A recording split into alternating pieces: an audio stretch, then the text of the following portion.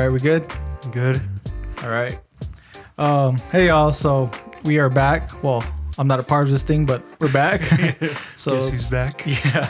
So it's Uncle and Neph coming at you guys with another episode.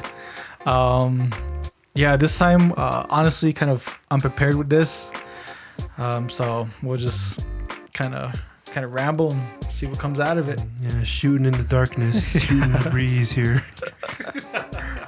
So the topic that I kind of came up with at the moment was basically, this is a boys only podcast. So no girls allowed. Yeah, so take this moment to disconnect. Yeah. You are a girl. Yeah. JK. Yeah. Well, so basically it's, I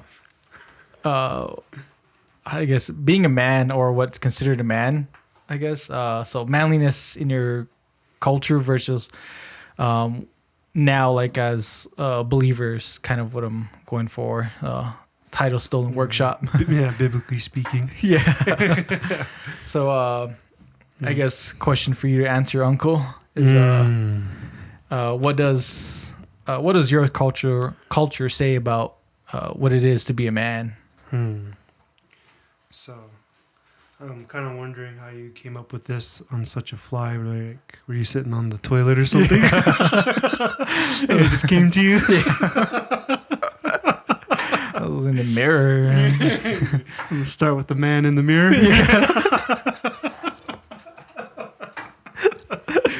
Yeah. Anyway. So how does my culture define what being a man is? So I guess with that, we have to define like which culture, that like my native culture versus the dominant, Western culture. And, I mean, these two things have been side by side together for so long, it's almost hard to differentiate the two. But for simplicity's sake, I guess, starting with native culture, where I'm from, you're considered a man after you go through a certain series, like a certain process, right? Mm-hmm. Initiation, you know what that's all about. And so after you go through this process, then you're considered a man in the pueblo. Like, take for instance, for me, when I went through it, I was considered to be a man at a very young age. And like, basically what they told me was that I carry these responsibilities basically for providing life. And so that was what made me a man. However, I did not, how would I say it? I did not carry myself as a man. In a lot of ways, I was still very much a boy, Yeah. Yep. Wasn't old enough to hit up the aunties yet. Had to throw that one in there. Yeah. So for you guys out listening out there, my name's Michael, and I'm Hopi. So Uncle here is call me Uncle. Yeah. Uncle here's San Juan Pueblo. So we're the plebros here. So understanding that we sort of, I guess sort of have that same upbringing in terms of like culture, because it's kind of the same for me. My culture viewed being a man was going through the initiation process. I was just a boy, running around, doing whatnot, causing trouble. But then, came a time where there were some of my uncles, were like, hey, like, grow up. So come to the field with us. Man up. Yeah, man up. And, then that came the start of where my parents would find me a godfather, someone who would basically lead me through the process of what it is to become a man. So once they kind of figured that out, and, I went through that process, and all of that happened when I was at the age of 9. So, one day I was playing with Legos and Bionicles, and next thing you know, I just can't do any of that. Yeah. Next thing you know, you're just suffering. Yeah. Yeah. Full of life and hope. No, it's just done. Yeah, they told me you can't be doing that no more. So I was like, oh, okay. So, I was like, I didn't like to anyway. I was like, what, last week? Yeah. Yeah, but yeah, so that was kind of like the process for me, was just like, going through that process. And like, yeah, like I said, I was like 9 years old, so like I didn't know what was going on. Like I still remember the day too, like everybody was all getting prepared and stuff like that. And I have an older cousin who looked at me and he was like, dang, you're gonna die today. And I was like, what? You're gonna die. I was like, because like everybody was like making a huge deal out of it, and I was getting scared and stuff. And yeah, I admit I went into it kind of scared. I didn't know what was gonna happen, but yeah, at the end of it, like honestly, like I was like, oh, okay, so this is what it is. And then so yeah, my godfather was the one who kind of helped me through that process, and at the end of it, was supposed to kind of be around and then help me later on with my culture and stuff, but he kind of dipped. I don't think you can figure it out now. That's basically what happened. He was like, "Oh man, you're a man now. Well, see you later." Congrats. Yeah. So that's kind of what it was like for me. Yeah. So some of the questions I have here are like in your, I guess, upbringing. In your upbringing, your culture, and then the Western view. Like, what do you think a man is, and like, what do you, or like, I guess kind of already answered it, but like, when do you become a man? Like, I guess in your eyes, like, kind of, what do you see? Like, oh, like, I'm a man now. Oh, when did I become a man? Yeah. You want to know? You really want to know? Let's see here. So, yeah, I guess it's hard for a native man, native dude, to distinguish and know when he is actually a man, especially if he's a Christian trying to live out biblical values, trying to follow the Lord. And that's rough because you've got your culture, you've got the Western culture, and then you got the biblical standard, the biblical culture in a sense. And there's some things that translate from the native culture, biblically speaking, that are, you can practice, and in Western culture that you can practice. And there's some things in both where they're just ungodly, right? Take for Western culture, for example, people say you become a man whether, when you, I guess, get your driver's license, right? You can finally drive. Now you're a man because you can go to work. I'm not a man. Yeah, by that definition, you are not a man. Or like or some people say you become a man when you get a job, right? You start working to pay your bills and stuff. And there's some people that say you're a man when you know. So I'm a man again. Yeah, I'm not a man. It's like, oh, that's strike two. It's like he doesn't drive and he doesn't work. It's like, you're like total package, man. Yeah. But like in, I guess, another sense too is like when, I guess in the more debased, more sick sense is when, you first time you have sexual relations, then you're like, oh, I'm a man now. And that's just totally wrong and disgusting. Like, It's all sick. Sinful. And there's people, they say you become a man when you get married and such. So with me, like, that was hard for me because like I was like, it's like I don't know how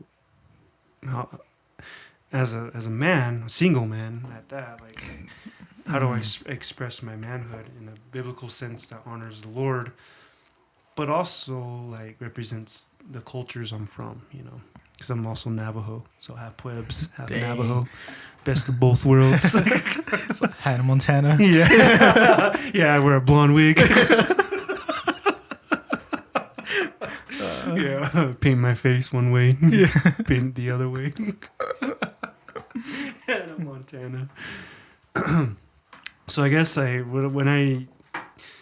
man, I would say then, is someone who is aware that they can make choices and that they're responsible for those choices.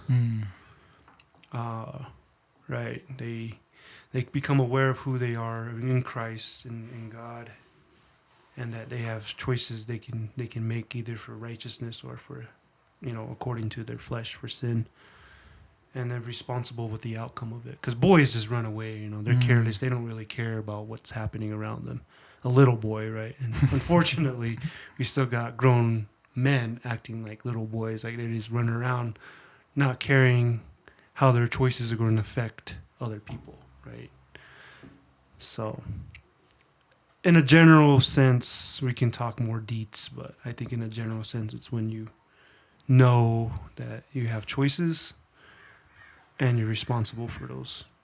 And go about it in a wise way. If that makes sense. Yeah. Anyway. Anyway. But that's just me. But that's just me. Don't take my word for it. That's on you. Yeah. That's your choice. Yeah, I don't think I have any comment on that. That's actually pretty good. Anyway, let's move on. Next. Yeah. Next question. So the next question I do have on here is male influences in your life, both, I guess, from a, worldly, secular view. And that'd be you. Yeah. Totally you. Yeah. It's all you, man. Oh, and then from a Christian, point of view, Oh yeah, that's you too. Yeah. Yeah, is there anybody you had growing up that kind of displayed close to what it was to being a man, and kind of being there alongside you, kind of in a mentoring type of way? Well, I have to say my dad definitely. I'm from the culture I'm from, where no dads. No dads. No, just kidding. Besides your dad. Yeah. Well, I guess that's everybody, I guess. I'm my own mentor. Just kidding. If you're somebody, my mentors are watching this, I'm kidding. Right? So yeah, definitely my dad. Like I was saying, in my culture, the dudes are in charge, right? With other cultures and other tribes, that the ladies are in charge, and in a sense, the women have authority as well in different spaces and different roles, but generally not generally, but and where I'm from, it's the guys who take the lead, or they should anyway. So my dad, because of that, I think the Lord allowed me to be born in that type of culture, and I feel so blessed to be a part of it, because I had a dad, grandfather, uncles who were really involved with my upbringing. Granted, yeah, they're human, they make mistakes, right? Not gonna sugarcoat that, and I'm pretty sure my dad would agree with that. But he did show me a lot of ways of how to be responsible, how to be a responsible adult. On the flip side, now, how am I a responsible Christian adult? You know what I mean? Mm-hmm. An image bearer, a light bearer in Christ. And I think that's probably the essence of true manhood, is living out that Christian identity, because that's hard stuff. That's hard to do. Trying to be faithful, pure, have integrity, have character, be honest, truthful at all times. As men, we can't do that alone. We need God, right? Because as men, we're prone to not do those things. So, as far as my upbringing as a man after God's own heart, I guess, it would have to be Jason definitely has poured a lot into me. Jason Coppin, Dr. Coppin. Yeah. Give credit where credit's due. Yeah, Jason Coppin, Clint Ross, definitely. And who else? Who else is in that list? Richard Smith, he taught me a lot too. Josh Manning, he continues to be a part of that as well. So I have a number of people who really poured into my life as a man, and there's even some women that have helped me understand what being a man is. Not that they exemplify, I guess, manhood, but So- they tell me like, you know, they need you to step up, be a man, you know, because I think it does take understanding what a woman is to be an effective man. You know what I mean? Mm. Yeah. So the man and woman. Yeah. Yeah. I'm taken from the rib. It's like, ribs. Yeah. It's back. Baby back.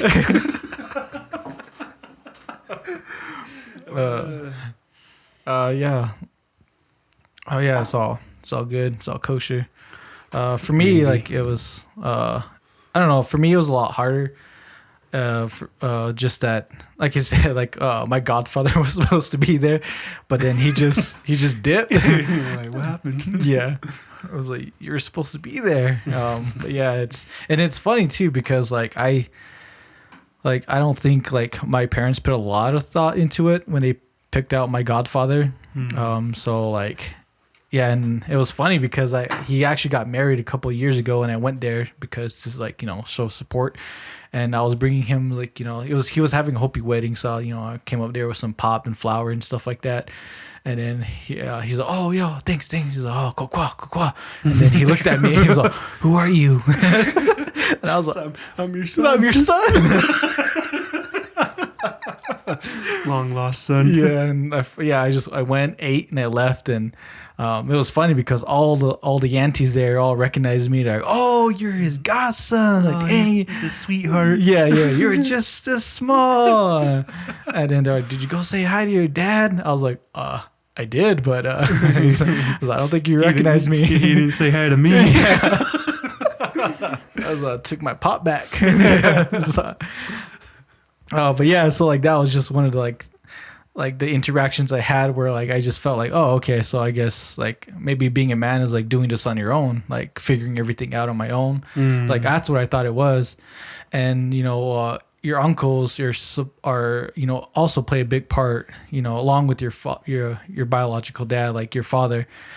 He played a big role too, like in like addressing like some things and stuff, but for the most part, you know, my uncles were the ones who like, you know, were like, hey, like you know, they would like steal me and stuff because I'll be inside just chilling, you know, and like with Watching SpongeBob. Yeah, watching SpongeBob. It was just me hoing my noia.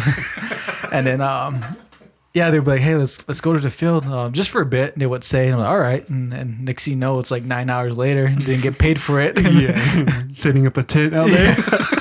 And it's funny now, like, yeah, and they only have like, you know, just like canned stuff. So I just open up a can of beans and be like, here, this is lunch. Yeah. I was like, oh, then That's 40. Yep. Lunch. Yeah.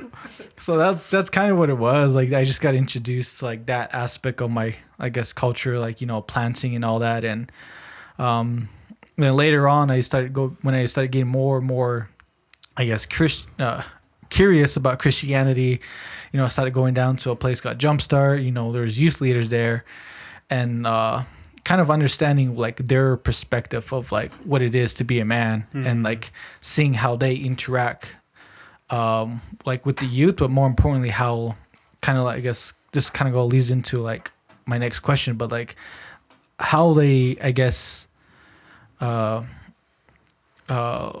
displayed their emotions, because a big thing about, you know, in the guy culture or the guy worldview is that, you know, emotions is something that we don't display a lot.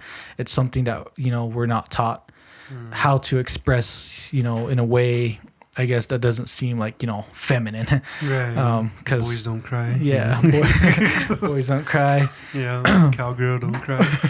Yeah, because I think, honestly, the only time I ever saw male people or male, I guess, I don't know, like the male people in my life ever display any type of emotion was mainly when they were under the influence of alcohol or drugs. Like that's literally the only time. Like when they're sober and almost right-minded because the drugs mess with your brain. But like, so like when they're sobered, almost right-minded, like they're like, you know, they're stoic, they're tough, you know, they're like that indigenous, you know, that you see in movies, you know, that eagle screeching. Yeah. You know, they talk like they're all full of wisdom and stuff. But as soon as they get drunk, or as soon as they start like, you know, smoking or doing drugs, you know, they're sitting on the couch, you know, snot in their face, just missing her, you know, crying. Neon moon playing. Yeah. You know, Love Me Strong playing. you know, that's just how it is. And I'm like, dang, it's like, you're a mess. I was like, go to bed. You know, they're like, hey, Neff, come here. And so I'm like, I don't want to. Yeah, but yeah, so that's kind of like the only time I ever saw it, but it wasn't positive emotions, I guess, of what it was. So when I was down at Jumpstart and seeing the guys there, you know, they were, you know, they had like, you know, this emotion that I was like not used to. You know, they would, you know, they would tell me how much, you know, they care, and like, oh, like they just want the best for me, and like, you know, they're praying for me, and I'm like I didn't know what to do with that. Like, okay, yeah, thanks, I guess. Yeah. So I was like, okay, whatever and stuff. But it kept going. There's like a repetitive to that. And so like little by little, you know, I kind of started opening up more. And so like from the time I was like 12 to, I think, yeah, from the time I was 12 to like 18, when I fully became like, when I actually gave my life to Christ, like fully, you know, like I think I had like 5 male influences in my life who really did pour into me a lot. And, you know, that was like the main thing was, you know, emotions and, you know, like being a man, and that, you know, they're not two separate things, you know, that it's not like, I guess, embarrassing, you know, to tell, you know, another guy, you know, I love you, or, you know, to even just get a hug, or even, you know, accepting that hug and stuff like that, or hold hands during prayer. Pinkies. Yeah. Is that holding hands like this? Hands clasped. Yeah. Interlocked. I was like greeting your brother with the brotherly kiss. Yeah, the holy kiss. Yeah, holy kiss. Yeah. But yeah, so. Shout out to the homies in France. Like, they do that. It's like, all right, I can dig it. So this place ain't so bad.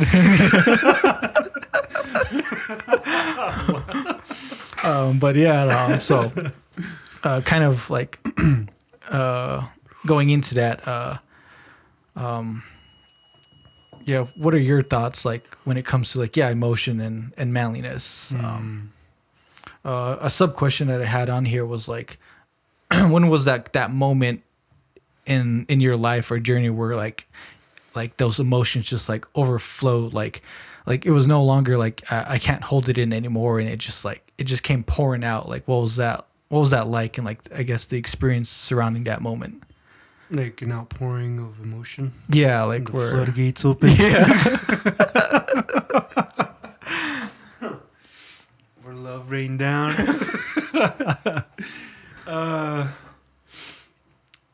Well, I think.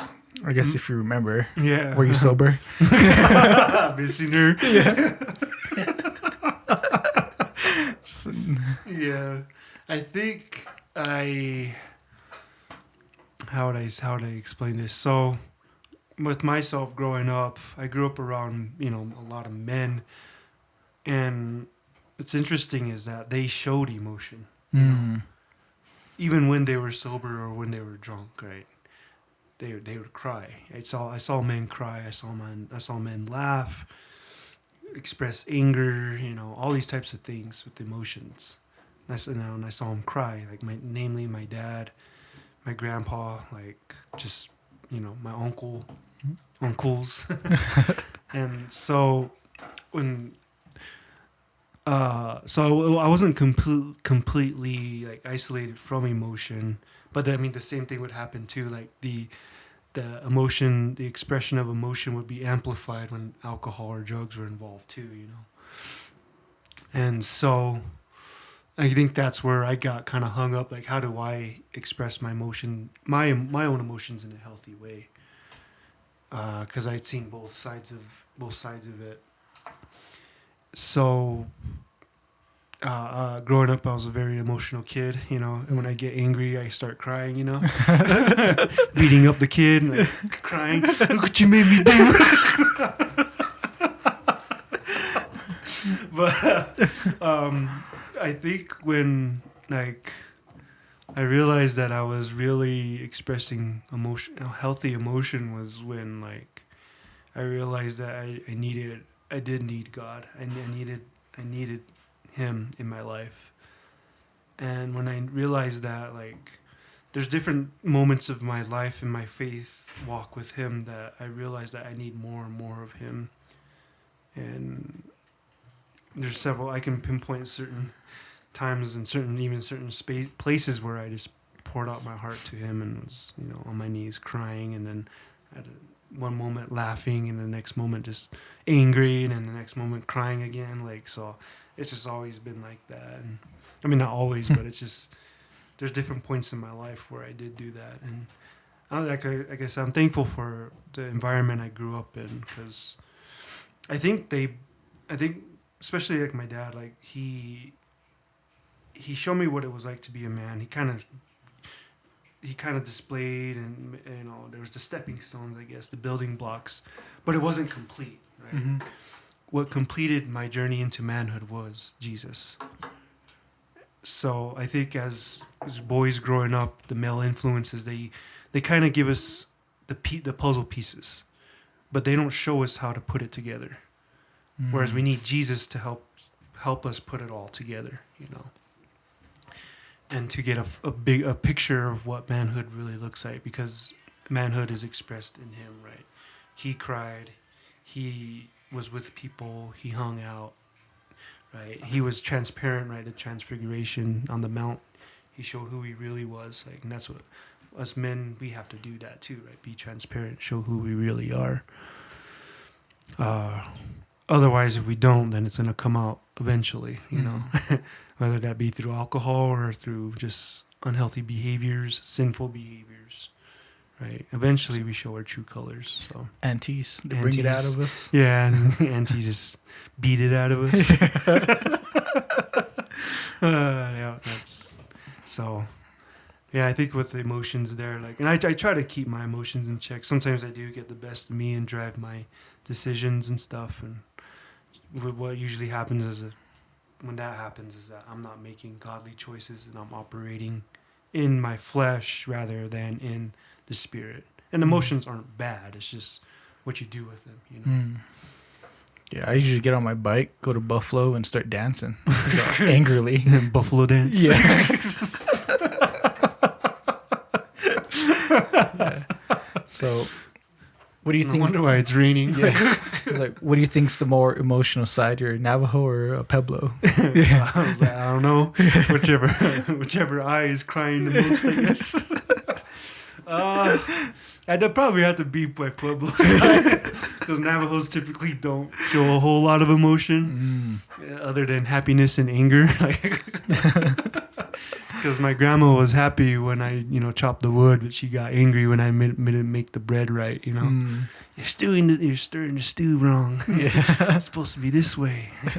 So why are you using a fork? Use your hand. But it's hot. It's hot, Grandma. It's hot. The sun is.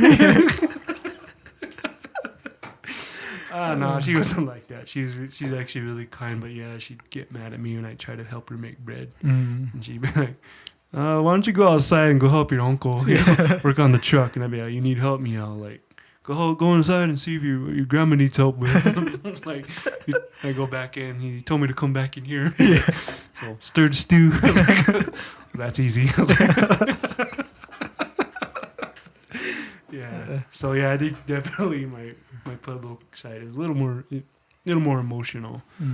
Yeah, my Navajo side not as much, still emotional, and I think both cultures have unique ways of expressing emotion. Yeah, because growing up, I again, even my Navajo side, I saw my uncles cry too, but it was also too in the sense of like when the drugs and alcohol were involved too. The just missing her phase. Yeah, we've all had those. He's like, this guy knows what I'm talking about. Yeah.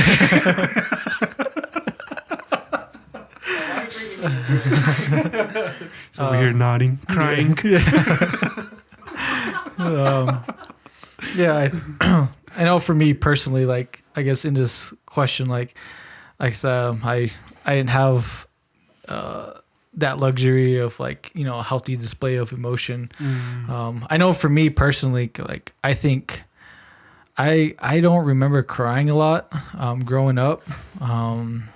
Or even I think I don't know, I think I just got used to, like, the way things were, like, I guess in my life. Like, got used to it is what it is. Yeah. I just had that mindset. I was like, oh wow, like, you know, because people were getting sick, you know, people were, you know, dying and stuff, and you know, like the abuse, and, like, you know, people arguing and, like, drinking and all that stuff, or even, I don't know, a lot of neglect. And I think that kind of, like, I don't know, shifted my mindset, like, oh, like there's not really room for emotion, you know, just kind of go with the flow. Then when I was in foster care, you know, going through the foster homes I was in, like, even then, like I thought, like, you know, like, I think the foster homes I was in didn't really have a lot of healthy, like, emotion, I guess. You know, it was kind of the same. It's just that, you know, it was dialed back. You know, there's no alcohol, like, or drugs involved, but, like, there was all, like, it wasn't, like, a healthy way of expressing emotion stuff. And you know, I think from there I learned, like, a lot of, like what do you call it, coping mechanisms to, like, not display emotion. So yeah, when I got older, I think the biggest thing that kind of really was, like, the tipping point, you know, that I guess really made everything spill out, was when I was, like, on my first trip on Eagles Wings, and, you know, WLS. You know, on the team, I was nearing the end of my first year on the team, and I don't know. I woke up and I just felt something was weird. Like, you know, the people around me were just, like, being suspicious, and I didn't know what was up. Like, number 7 was in the midst. For those of you OEW, you know what I'm talking about. Yeah, and so I was like, I don't know what's up. Like I don't know. And my mentor at the time, you know, kept asking me, he's like, "Oh, you okay? You fine?" I was like, "Yeah, like, what's up?" Yeah. Good. Yeah. So back up, homie. No, but, like, yeah, he kept asking me. He sat by me and stuff, and which was weird because, like, the whole summer he didn't really sit by me. So, like, one day he was by me, and I'm like, I was like, "What's your problem, man?" What do you want? But yeah, and so, like, then I got off the bus, got pulled aside, and it was there that I was, like, broken the news to me that my mother passed away. And man, like, it was just, like, I started crying, I started crying, and then I started crying.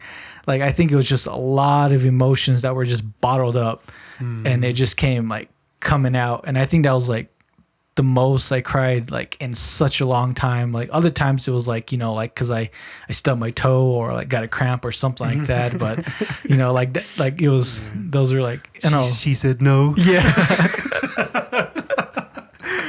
She said, we're the same clan. I was like, dang. Dang. Yeah, dang. But yeah, like, it was that moment. Yeah, like, we're just, all the emotions just came out, and, like, it just wouldn't stop. Like, I don't know, like, I cried so much that, like, I got to the point where I couldn't even cry anymore. No tears were coming out. Like, it was just, I was just on empty, running low. And so, like, it was the first time that, like, I've experienced that. And then, I don't know, I think, like, the whole experience surrounding that was, like, I can remember, like, most of that day, but more importantly, the way it happened, like, from the moment I was, like, separated from the other people, and I thought I was in trouble, but turns out, like, yeah, it was something completely different. And so, I don't know, I think for me, like, I think the first time, yeah, where all the emotion just came pouring out. And then coming here to IBC, you know, learning that, you know, like, that's okay. Like, like, showing that emotion, and, you know, having those tears, you know, especially as a guy, you know, like, it's fine. Like, as, you know, as Uncle was saying, like, you know, there, and, you know, there's like healthiness in that. And, you know, it's, I think, you know, doing more harm to you by holding it in than you are, like, you know, like, crying and stuff. Like, so I think, yeah, was kind of my spiel in emotions. And You've got to let it out. Yep. Mm-hmm. Yeah, because like you said, bottle it in, it's gonna come out one way or another, and you can either take something as catastrophic as that was, or it could be other means, right? And I think that's why there's a lot of men, young men out there who didn't have the healthy display, or don't have Jesus. Or it comes out in other ways, and hurt people, and hurting men will hurt people, Mm-hmm. especially those that they're surrounded by. And it's crazy to think how much our choices affect those around us. And like the choices we make, like they really do affect people, and if they're made carelessly, then that's gonna have an effect too. So no, it's good. Get it out. Let it hurt. Pain's beautiful. Yeah. Yeah, just miss her. It's okay to miss her. Yeah. So sometimes you just gotta go top of a mesa and scream her name. Yeah. Yeah, as well. Just don't get a tattoo. Yeah. That'll hurt way more. You'll be crying more.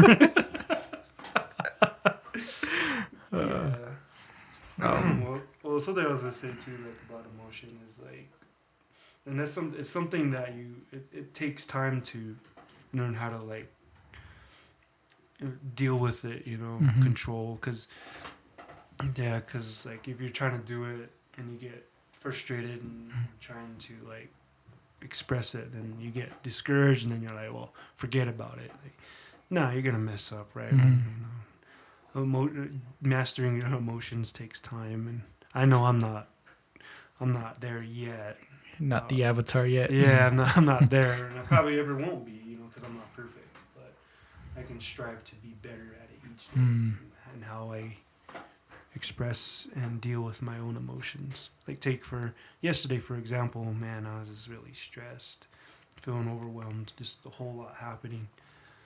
And late at night, I felt like the Lord was just calling me to go to a special spot where I go to meet Him. And I went up there and was just kind of like in my mind, just going over all these different things. And at the end of it all, I was like, Lord, I'm not too sure what I'm going to do about all this. And I'm just kind of a little overwhelmed. And I walked away with Him telling me, like, it's going to be all right, I got this. Don't worry about it. It's like, all right. I was like, I see you. But yeah, and then like, I just feel so blessed, like growing up in the culture that I did, and around the men that I was there, and then the men that I have here. Because, like you said, not a whole lot of people had that luxury or had that blessing of seeing emotion being shared. I don't know, for some odd reason I grew up, how I grew up and how I perceived it, it was a blessing, definitely. But there's also the other side of it too. The neon moon, the center stage. Tennessee, all that too. Tennessee whiskey. Yeah. Love me strong. Yeah. Yeah.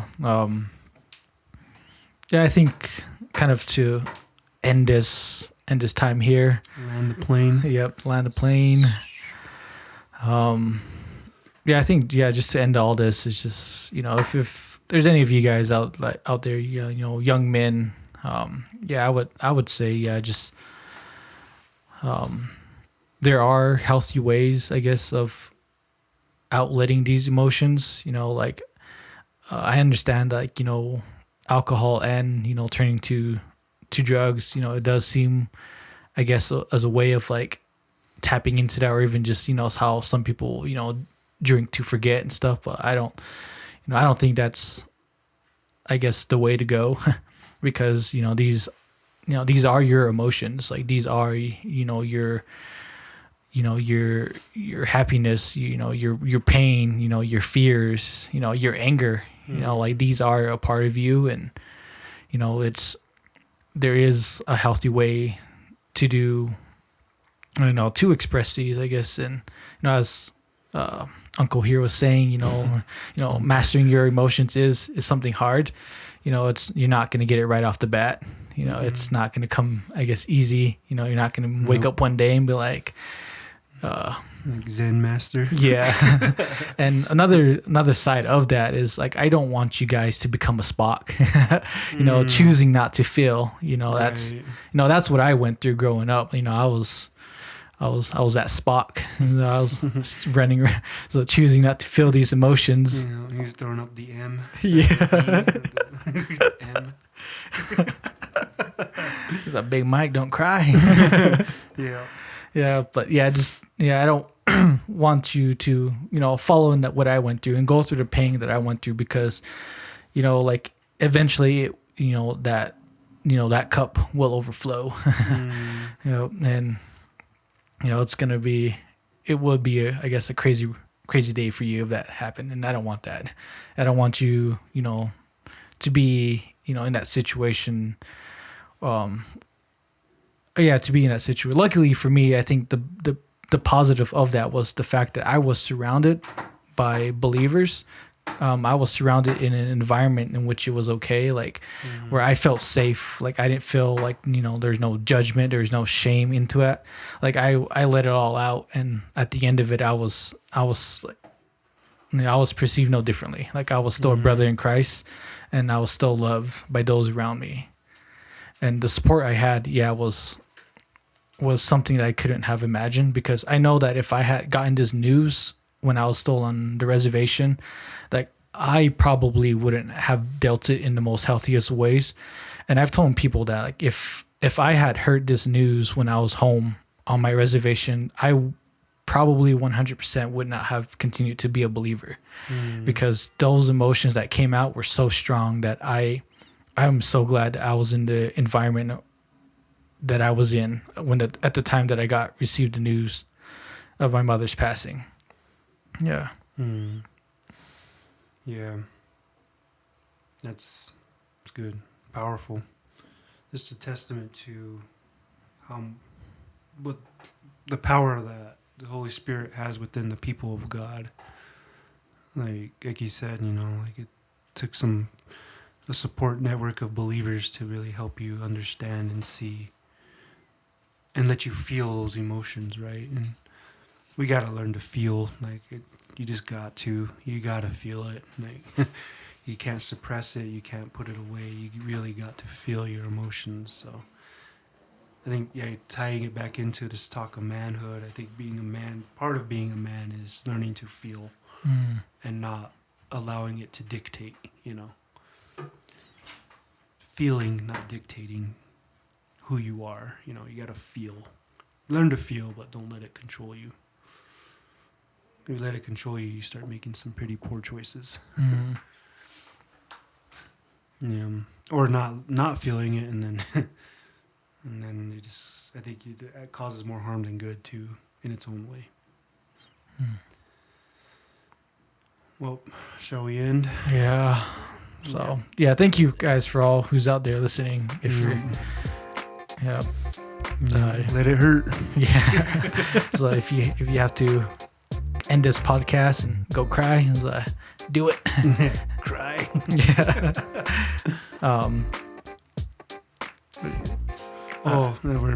It's a signal. Oh yeah. It's a signal to pray. No. Signal. So real quick. So like if you guys have been enjoying these podcast episodes with me and Uncle here, we are planning to do a mini series involving this, like different topics and stuff that we haven't touched on, but wanting to. So like it's not gonna last forever. All things got to come to an end.